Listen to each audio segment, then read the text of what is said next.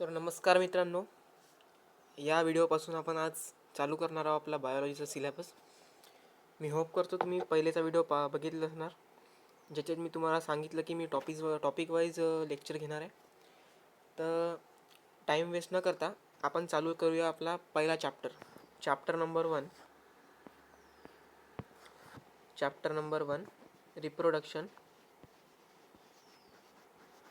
Reproduction in lower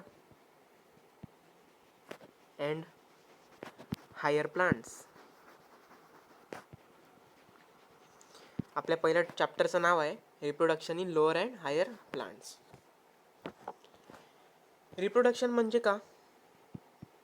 reproduction म्हणजे production of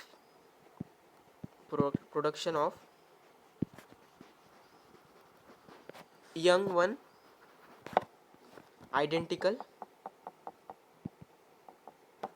to parents.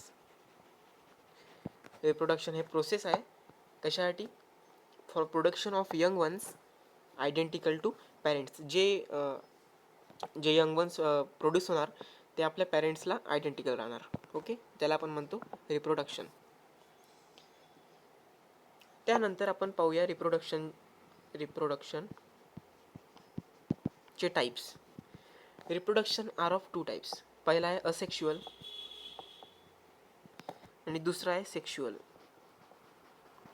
असेक्शुअलमध्ये only one parent.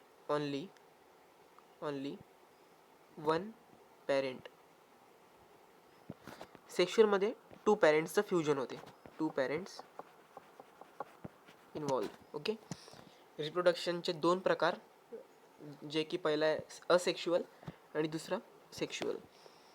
असेक्शुअलमध्ये only one parent involve in production and सेक्शुअलमध्ये two parents involve in reproduction. Okay, तर आपण सगळ्यात पहिले चालू करणार टॉपिक 1.1. असेक्शुअल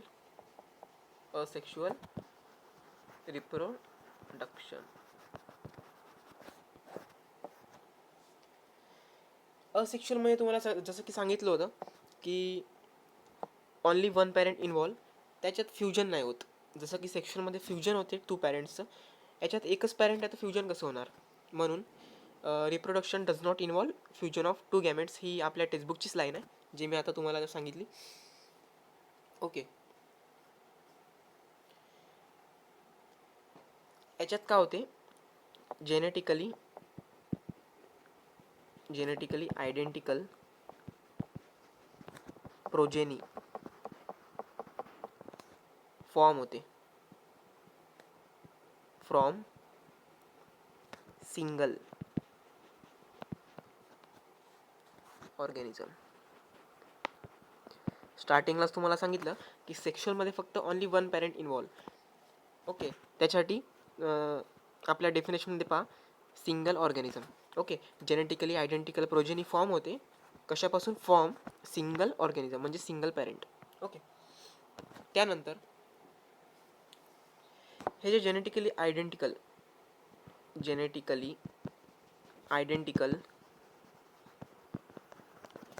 प्रोजेनी जे फॉर्म होते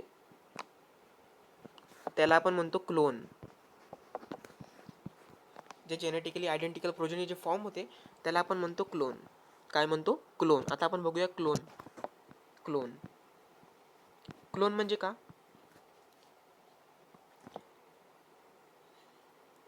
an individual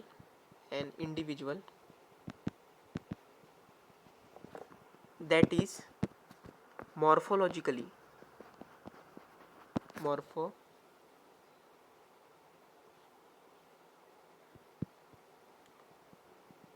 and genetically identical. Clone म्हणजे का? an individual that is morphologically म्हणजे स्ट्रक्चरल वाईज, अँड जेनेटिकली म्हणजे जीन वाईज. मॉर्फोलॉजिकली म्हणजे आउटर त्याचं looking, okay, structure, and genetically म्हणजे जीन वाईज. ओके, आता आपण बघणार आहोत ways of asexual reproduction. Ways of asexual reproduction. त्यात सगळ्यात पहिला वे आहे फ्रॅगमेंटेशन.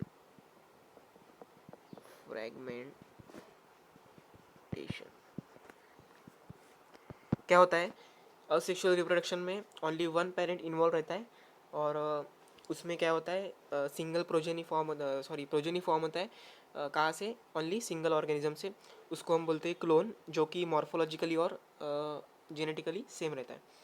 अभी हमने चालू किया है वेज ऑफ सेक्शुअल रिप्रोडक्शन. उसमें पहिला आहे फ्रॅगमेंटेशन. तर फ्रॅगमेंटेशनमध्ये काय होतं, याच्यात मल्टीसेल्युलर ऑर्गॅनिझम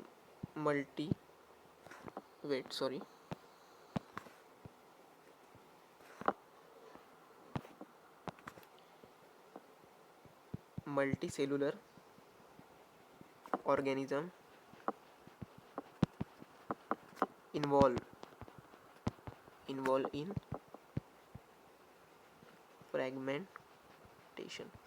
फ्रॅगमेंटेशन कशात आपल्याला दिसते, मल्टीसेल्युलर ऑर्गॅनिझममध्ये. कशात, मल्टीसेल्युलर ऑर्गॅनिझम. प्रोसेस काय राहते याची, प्रोसेस असते की ते मल्टीसेल्युलर जे ऑर्गॅनिझम राहतात ते फ्रॅगमेंट्समध्ये ब्रेक होतात. Multicellular organism breaks into fragments, म्हणून आपण याला म्हणतो फ्रॅगमेंटेशन. ओके. आता त्याचं रिझन काही पण होऊ शकते. ते जे मल्टीसेल्युलर ऑर्गॅनिझम ब्रेक होतात फ्रॅगमेंट्समध्ये ड्यू टू रिझन, कारण रिझन काही पण होऊ शकते. ओके, हे मी टेक्स्टबुक करून सांगतो तुम्हाला मी रिझन, ते जे लाईन आहे ते. आता आपण बघूया एक्झाम्पल. याचा सगळ्यात इम्पॉर्टंट एक्झाम्पल आहे spirogyra. SPIRO, स्पायरो, GYRA. Fragmentation in spirogyra. हे लाईन तुम्हाला लक्षातच ठेवायची आहे, फ्रॅगमेंटेशन इन स्पायरोगायरा. याच्यात काय होते, हे एक मदर सेल राहते. दिस इज मदर सेल. आणि हे राहतात बर्ड्स, चेन ऑफ बर्ड्स. हे राहतात ते birds. This is mother cell and they are chain of birds. हा डायग्राम आहे ईस्टचा. कशाचा, ईस्ट. ओके, कशाचा, ईस्ट. सॉरी हा मी तुम्हाला सॉरी हा आहे बडिंगचा पार्ट आहे. मी तुम्हाला मला वाटलं इकडेच आहे ते. सॉरी, हा डिलीट करूया आपण. हा बडिंगमध्ये पाहूया. ओके, आपलं झालं फ्रॅगमेंटेशन. त्यात काय होते, मल्टीसेल्युलर ऑर्गॅनिझम इन्व्हॉल्व राहतात आणि ते फ्रॅगमेंट्समध्ये ब्रेक होतात फॉर एनी रिझन. त्याचं एक्झाम्पल राहील स्पायरोगायरा. यानंतर नेक्स्ट येते बडिंग. ॲक्च्युली तो डायग्राम बडिंगचा होता, सॉरी मिस्टेक झाली. याच्यात काय राहते, युनिसेल्युलर ऑर्गॅनिझम इन्व्हॉल्व्स. फ्रॅगमेंटेशनमध्ये मल्टीसेल्युलर होते, याच्यात काय होते, युनिसेल्युलर. ओके, याच्यात प्रोसेस काय राहते, इन्व्हॉल्व्स फॉर्मेशन ऑफ बर्ड्स. जसं की फ्रॅगमेंटेशनमध्ये फ्रॅगमेंट्समध्ये ते ब्रेक होतात, याच्यात बर्ड्स फॉर्म होते. ओके, त्यात ते ब्रेक होत होतात. मोठा एक मल्टीसेल्युलर ऑर्गॅनिझम ते फ्रॅगमेंट्समध्ये ब्रेक होत होते. इथं काय होते, बर्ड्स फॉर्मेशन होते. ओके, आता आपण बघूया ईस्ट. बडिंगचा एक्झाम्पल काय राहील, ईस्ट. हा ॲक्च्युली तो डायग्राम होता, हा आपण बाय मिस्टेक तिथे घेतला. This are the buds, new outgrowth. This is mother cell and these are the chain of birds. Okay, नंतरचा आपला थर्ड येते स्पोर फॉर्मेशन.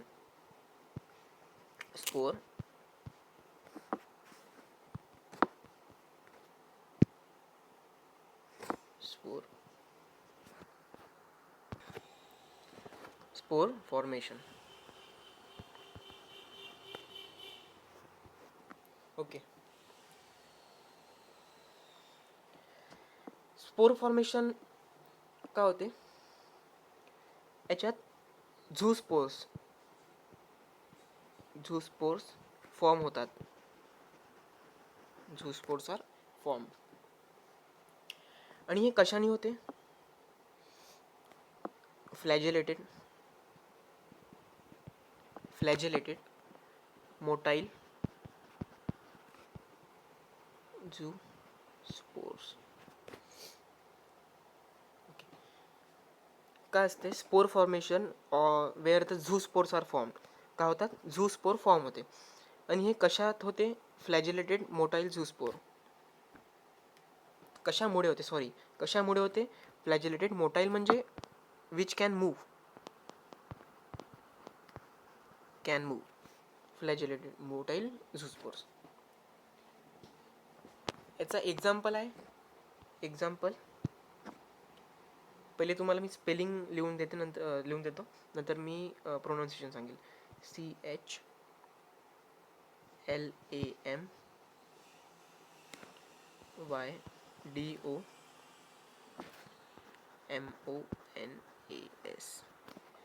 CHLAMY क्लॅमाडोमोनस. कशाचा एक्झाम्पल आहे? स्पोर फॉर्मेशनचा.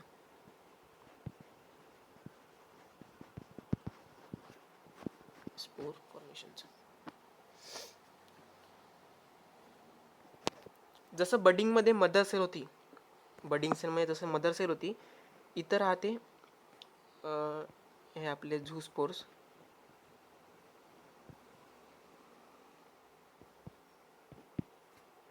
जसं बडिंग मध्ये मदर सेल राहते, इथं पॅरेंट सेल ज्याला आपण म्हणतो स्पॉरेंजियम.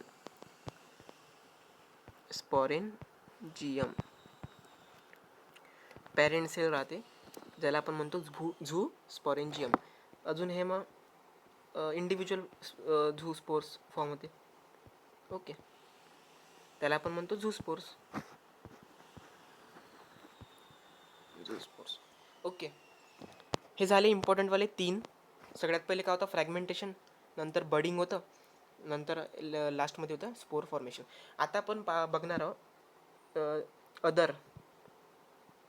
अदर मेथड्स ऑफ असेक्शुअल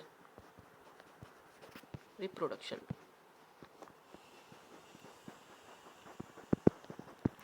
याच्यात सगळ्यात पहिले येते बायनरी फिशन.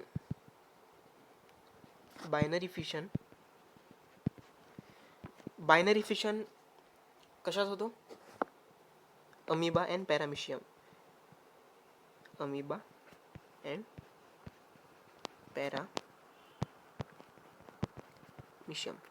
अदर मेथड में सगळ्यात पहले येते बाइनरी फिशन. उसमें क्या रहता है? एग्जाम्पल उसके अमीबा एंड पैरामीशियम, मीन्स इसमें बाइनरी फिशन होता है. पैरामीशियम और अमीबा में बाइनरी फिशन होता है. ओके. सेकंड है कॉनिडिया फॉर्मेशन. कॉनिडिया फॉर्मेशन किस में होता है? In Penicillium.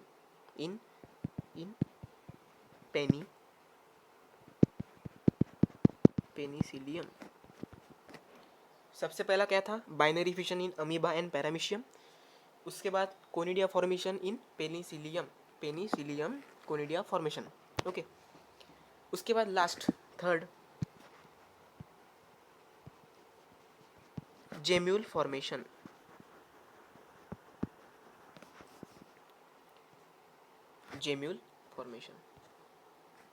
Okay. Gemmule formation किस में होता है? Sponges. Binary fission in amoeba and paramecium. उसके बाद कॉनिडिया फॉर्मेशन इन पेनिसिलियम. उसके बाद third gemmule formation in sponges. Okay. हा झाला पार्ट. आता आपण बघणार आहोत व्हेजिटेटिव्ह रिप्रोडक्शन. आता आपण का बघणार आहोत, व्हेजिटेटिव्ह रिप्रोडक्शन. याच्यात काय होते, जे प्लांट असतात,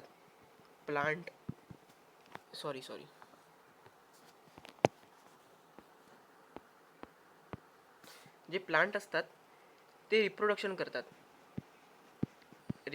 करतात. कशाने reproduction? Plant reproduce by their hang क्यों मार रहा है, बाय देअर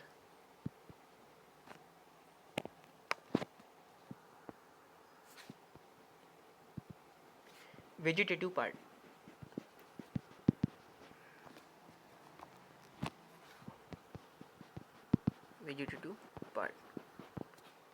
जेव्हा प्लांट रिप्रोडक्शन करतात आपल्या व्हेजिटेटिव्ह पार्टनी, त्याला आपण म्हणतो व्हेजिटेटिव्ह रिप्रोडक्शन. ओके. याच्यात पण तेच रिप्रोडक्शन प्रोसेस, जे न्यू फॉर्मेशन होतात न्यू प्लांट्स, ते आपल्या पॅरेंट्सला आयडेंटिकल असतात. ओके. याच्यात काही एक्सेप्शन आहेत. Exception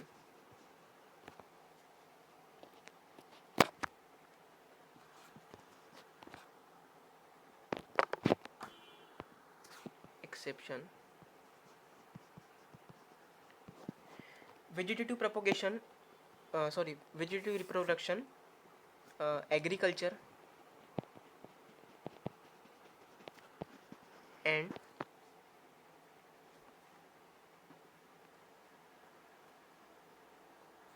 horticulture.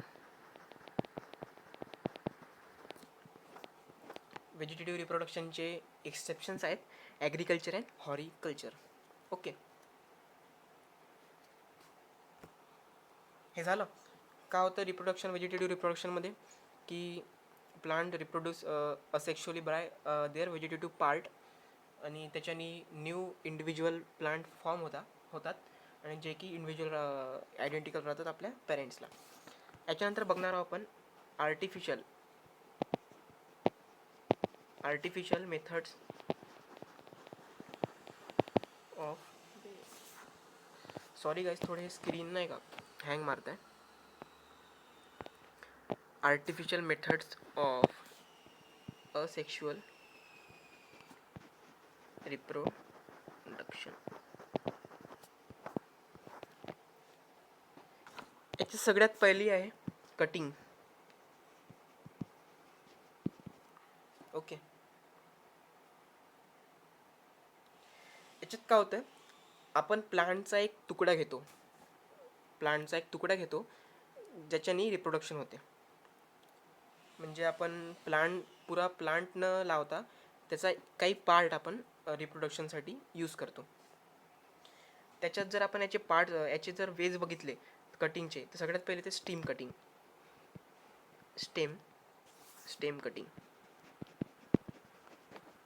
Okay.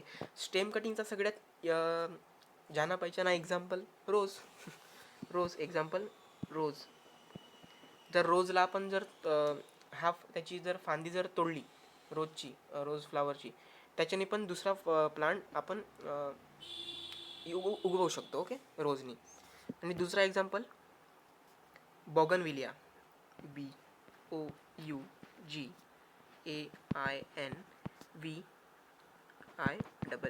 Bougainvillea.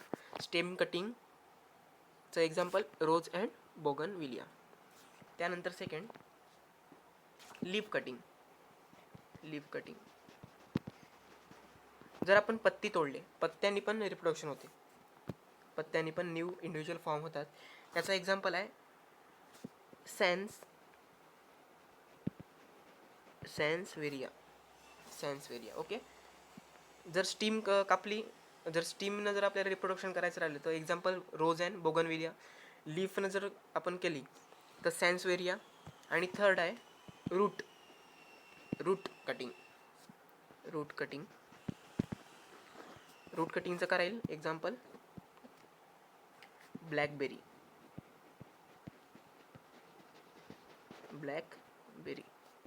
Okay. याच्यानंतर आहे grafting. Second process grafting.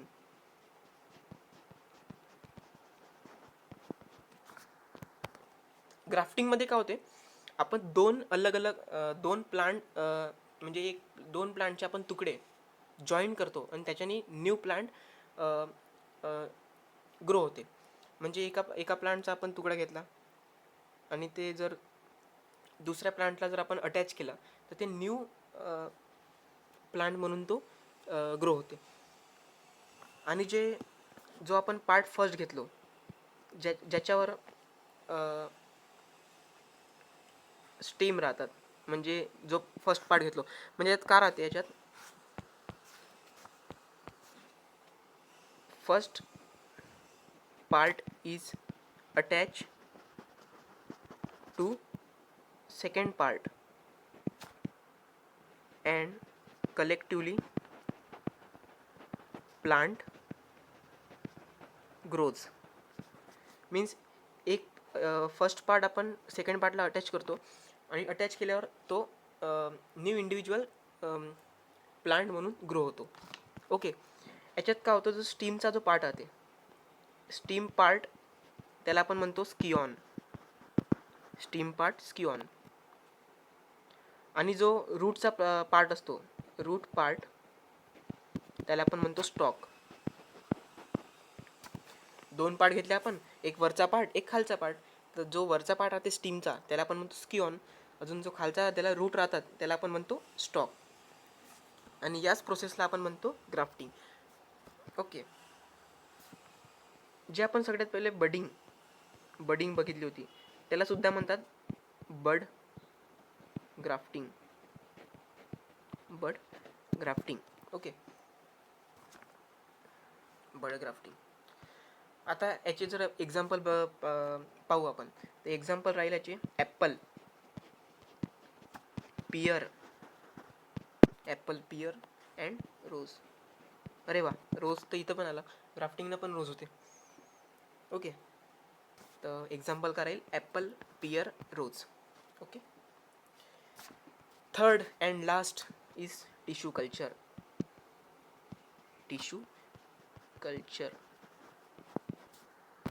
Tissue कल्चरमध्ये काही एक्सप्लेन करण्यालायक नाही. मी तुम्हाला जे टेक्स्टबुकचं आहे तेच रीड करून सांगतो. It is method by which a small amount of plant tissue is carefully grown to give many plants. याच्यात काय होते, प्लांट टिश्यूने न्यू इंडिव्हिज्युअल प्लांट तयार केला जातो. ओके. आता nowadays micro propagation is used.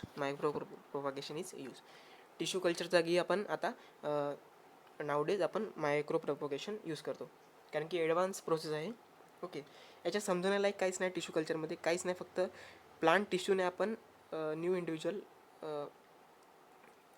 Form करण्यासाठी आपण यूज करतो. ओके.